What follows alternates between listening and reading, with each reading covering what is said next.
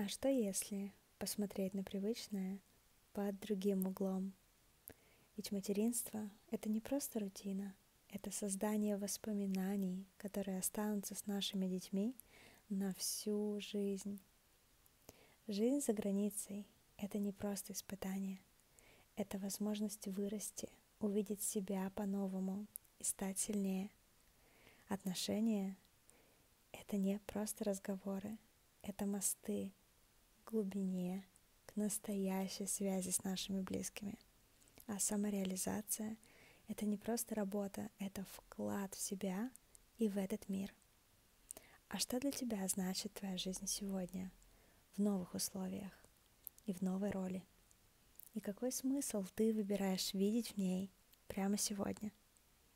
Напиши в комментариях и подпишись на нас.